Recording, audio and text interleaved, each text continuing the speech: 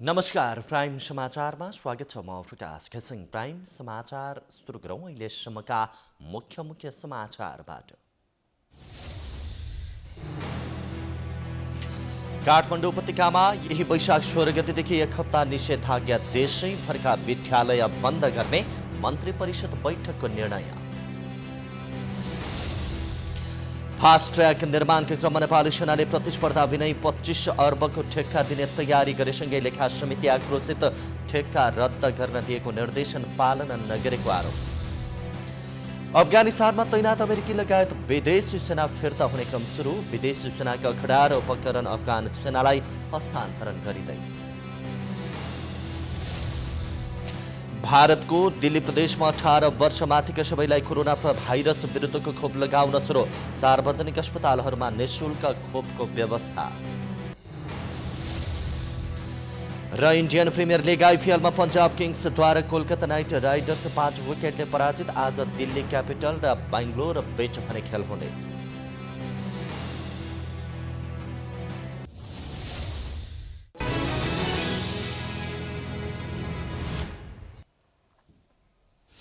अब समाचार विस्तारमा। काठमाडौँ उपत्यकामा वैशाख 16 गते बिहान 6 बजेदेखि वैशाख 22 गते राति 12 बजेसम्म अत्यावश्यक बाहेक सेवा र यातायात बन्द गरिएको छ। काठमाडौँ, भक्तपुर र ललितपुर जिल्लाका प्रमुख जिल्ला अधिकारीहरूले आदेश जारी गरी अत्यावश्यक सेवा बाहेकका सेवा बन्द गरेको हो। आदेश अनुसार वैशाख 16 देखि एक हप्तासम्म खाद्य सामग्री, औषधि तथा स्वास्थ्य सामग्रीका पसल बाहेक सबै पसल बन्द हुनेछन्। काठमाडौँ उपत्यकामा सबै प्रकारका सभा सम्मेलन, गोष्ठी, seminar, cinema hall, party palace, swimming pool, shopping mall, मनोरञ्जन स्थल, सैलुन, ब्युटी पार्लर, जिमखाना समूहमा खेलिने खेल, पुस्तकालय, सङ्ग्रहालय, चिडियाखाना बन्द गरिएको काठमाडौँका प्रमुख जिल्ला अधिकारी कालीप्रसाद पराजुलीले जानकारी दिनुभयो।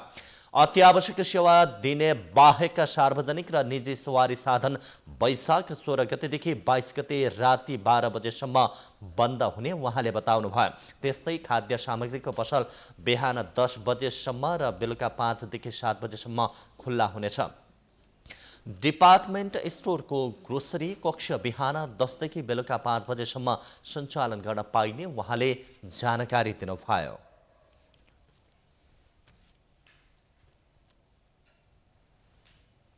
र स्थानीय प्रशासन ऐन 2028 को चाहिँ अधिकार प्रयोग गरी आज हामीले काठमाडौँ, ललितपुर, भक्तपुरका तीनटै प्रमुख जिल्ला अधिकारी संयुक्त रूपमा बसेर विभिन्न आदेशहरू जारी गरेका छौँ। वैशाख 16 गते बिहान 6 बजेदेखि हाललाई चाहिँ 78/1/22 गते राति 12 बजेसम्म यो आदेश जारी गरेका छौँ। र यो आदेशको पालना गर्नु सबै व्यक्ति, सङ्घ संस्था, पेसाकर्मी, व्यवसायी तथा आम नागरिकको कर्तव्य हुनेछ। र यो आदेशको उल्लङ्घन गरेमा प्रचलित कानुनअनुसार कारबाही हुने बेहोरा सम्बन्धित सबैमा जानकारी गराइन्छ भनेर हामीले यो आदेशमा भनिएको छ। सरकारी कर्मचारी, बैंक तथा वित्तीय संस्था र अरू अत्यावश्यक सेवामा कार्यरत कर्मचारीले परिचय पत्र देखाएर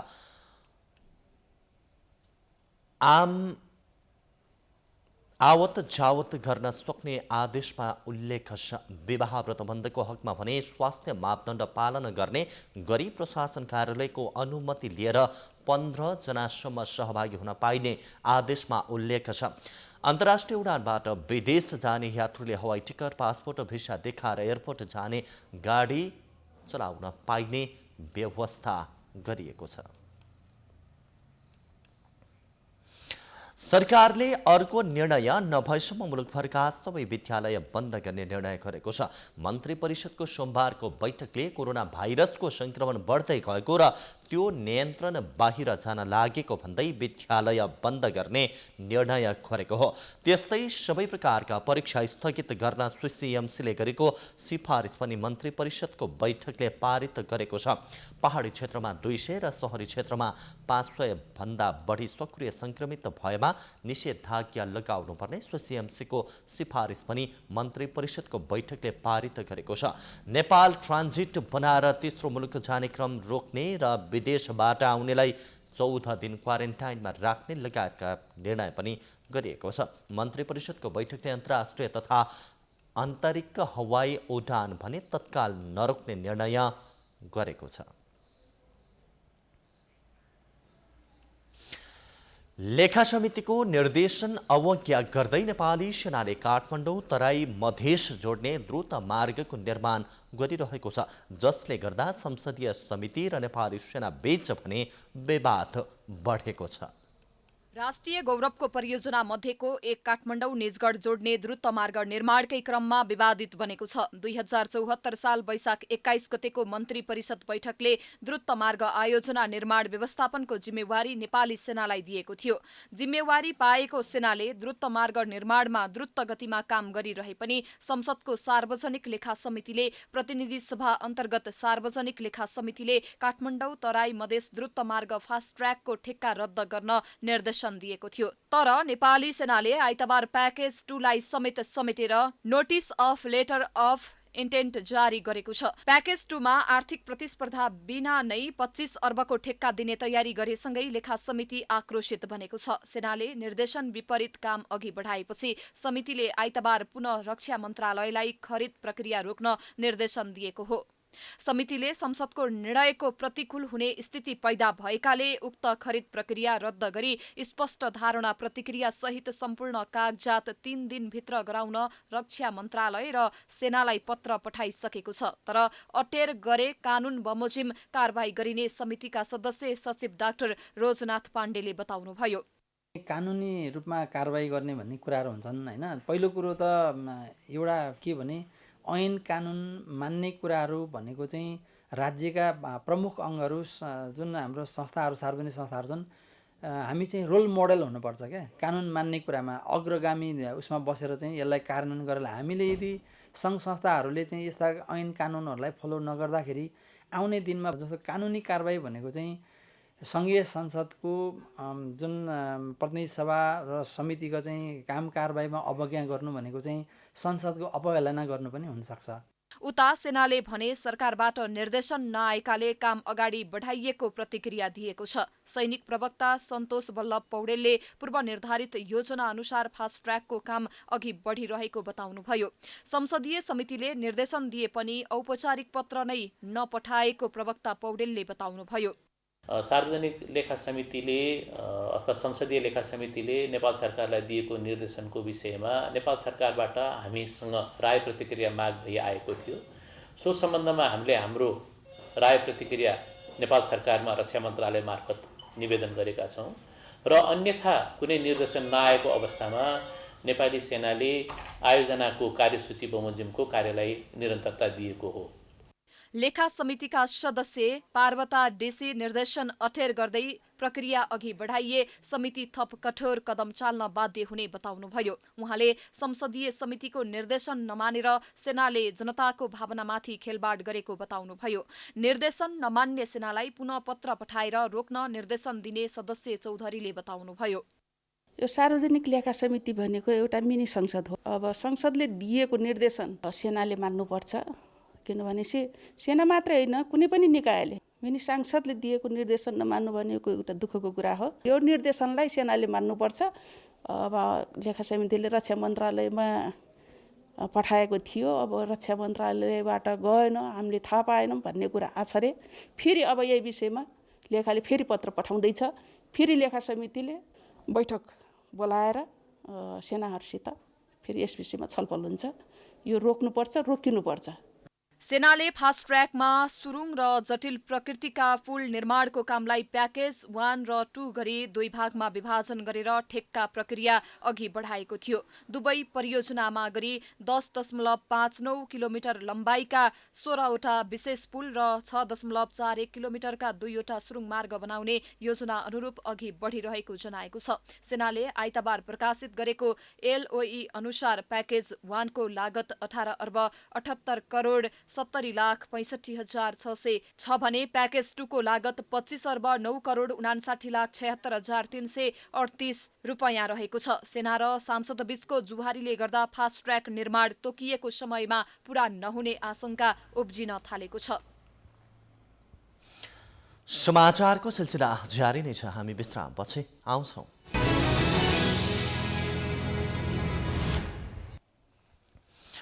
विश्रामपछि स्वागत छ।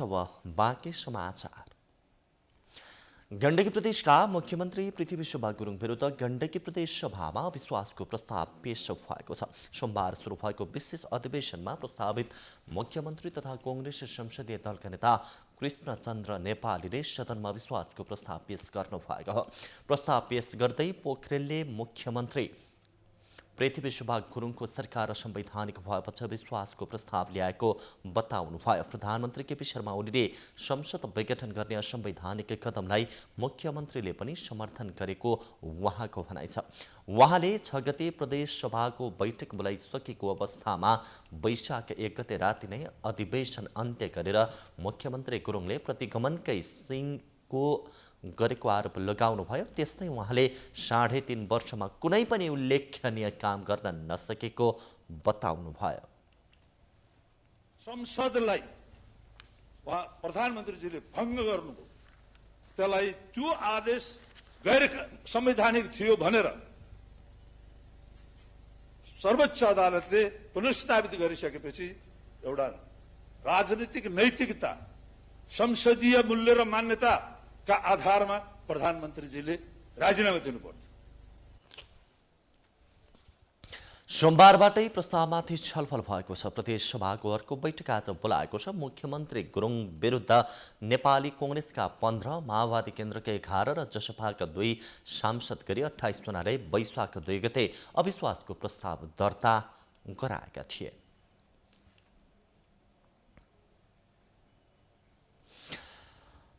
नयाँ सत्ता गठबन्धनबारे जनता समाजवादी पार्टीभित्रको अन्यल अझै छिरिएको छैन। ओली सरकारलाई नै समर्थन गर्ने वा नयाँ सत्ता समीकरण बनाउने भन्नेमा जसपाभित्र द्वैधार देखिँदा समस्या बढेको हो।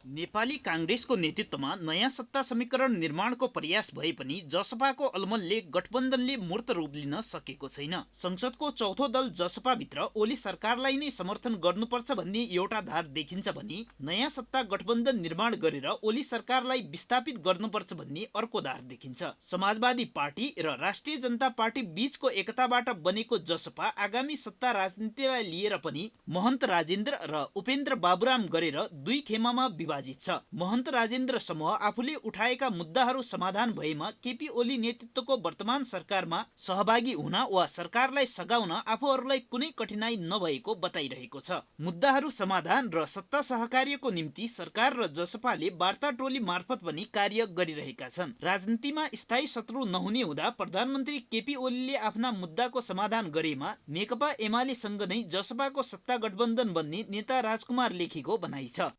हाम्रो माग मुद्दालाई, जुठा मुद्दाहरूलाई खारेज गर्ने काम गर्नुभयो भने हामीले उठाएका अहिले कुनै पनि मागलाई सम्बोधन गर्नका निम्ति प्रक्रिया अगाडि बढाउनु भयो भने संवादका निम्ति उहाँहरू सकारात्मक भएर हाम्रो माग पुरा गर्नुभयो भने केपी ओली मात्रै होइन, जुनसुकै राजनीतिक दलका नेताहरूसँग सहकार्य गर्नुपर्छ। फलानाको सरकारमा जाने अनि फलानाको सरकारमा नजाने भन्ने कुरा यो चाहिँ सङ्कीर्ण, यो चाहिँ व्यक्तिवादी र पूर्वाग्रही सोच हुन्छ।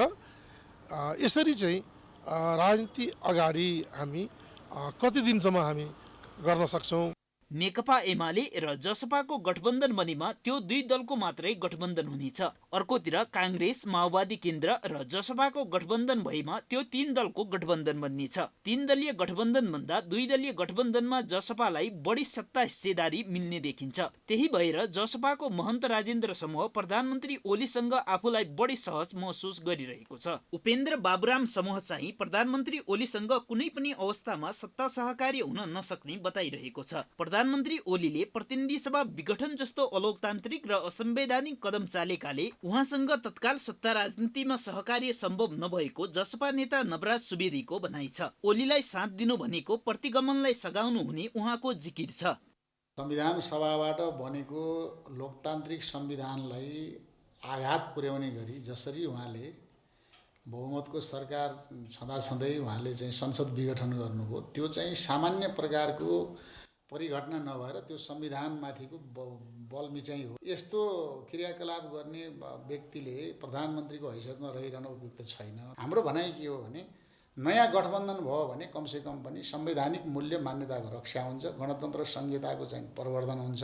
नयाँ प्रकारको गठबन्धनले चाहिँ निश्चित रूपले विगतका कमी कमजोरीहरूलाई सच्याएर देशलाई एउटा चाहिँ सही मार्गमा ल्याउने काम गर्छ। पार्टीभित्रका यस्तै परस्पर विरोधी धारणा र मान्यताहरूका कारण जसपाले सत्ता समीकरणबारे निर्णय लिन सकेको छैन। जसपाको अनिर्णित अवस्थाले काङ्ग्रेस नेतृत्वमा नयाँ गठबन्धन बन्न नसक्दा एकातिर मुलुकको राजनीतिले गति लिन सकिरहेको छैन भने अर्कोतिर प्रधानमन्त्री केपी ओलीले पनि जसपाले आफैलाई समर्थन गर्छ भनेर ढुक्क हुने अवस्था छैन। कतिपयले त सत्ता राजनीति बारेको यही अन्तर सङ्घर्षले जसपा फुड्न सक्ने आकलन समेत गरिरहेका छन्। प्राइम टाइम्स टेलिभिजनका लागि क्यामेरामा राजु थापाको साथमा प्रकाश जोशी, काठमाडौँ। समाचारको सिलसिला जारी नै छ, हामी विश्राम पछि आउँछौँ।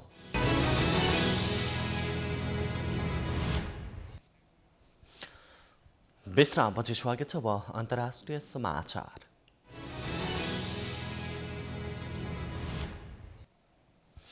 अफगानिस्तानमा तैनात अमेरिकी सेना फिर्ता हुने क्रम सुरु भएको छ। सेनाका प्रमुख कमान्डर जनरल स्कट मिलरले भने अफगानिस्तानबाट सबै विदेशी सेनाको फिर्ताको अभियान सुरु भएको जानकारी दिएका हुन्। उनले अफगानिस्तानमा रहेका विदेशी सेनाका अखडा र उपकरण पनि अफगानी सेनालाई हस्तान्तरण सुरु भइसकेको जानकारी दिएका हुन्।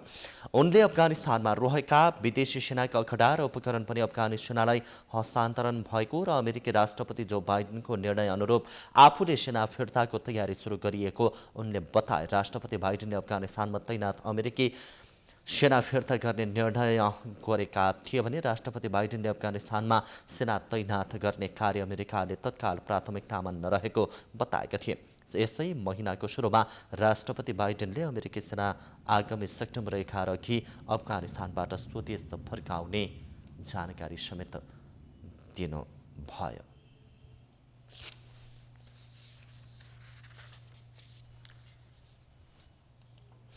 भारतको दिल्ली प्रदेशमा 18 वर्ष माथिका सबैलाई कोरोना भाइरस विरुद्धको खोप लगाउन पाइने व्यवस्था गरिएको छ।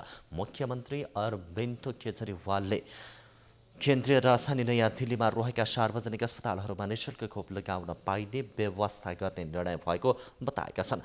उनले अहिले बचत रहेको 1 करोड 34 लाख खोप आम सर्वसाधारणलाई लगाउन थालेको उनले बताए। अहिले भएको खोप सकिए पनि अरू खोप बचत नै रहने गरी व्यवस्था भइरहेको आश्वासन समेत दिए। यो सँगै हामी समाचारको अन्त्यमा आइपुगेका छौँ। जाँदा जाँदै प्रमुख समाचार पुनः एकपटक। काठमाडौँ उपत्यकामा यही वैशाख 16 गतेदेखि 1 हप्ता निषेधाज्ञा देशैभरका विद्यालय बन्द गर्ने मन्त्री परिषदको निर्णय। फास्ट ट्र्याक निर्माणको क्रममा नेपाली सेनाले प्रतिस्पर्धा विनय 25 अर्बको ठेक्का दिने तयारी गरेसँगै लेखा समिति आक्रोशित ठेक्का रद्द गर्न दिएको निर्देशन पालना नगरेको आरोप। अफगानिस्तानमा तैनात अमेरिकी लगायत विदेशी सेना फिर्ता हुने क्रम सुरु। विदेशी सेनाका खडा र उपकरण अफगान सेनालाई हस्तान्तरण गरिने। भारतको दिल्ली प्रदेशमा 18 वर्ष माथिका सबैलाई कोरोना भाइरस विरुद्धको खोप लगाउन सुरु। सार्वजनिक अस्पतालहरूमा निःशुल्क खोपको व्यवस्था। र इन्डियन प्रिमियर लिग आइपिएलमा पन्जाब किङ्सद्वारा कोलकाता नाइट राइडर्स 5 विकेटले पराजित। आज दिल्ली क्यापिटल र बेङ्गलोर बीच भने खेल हुने।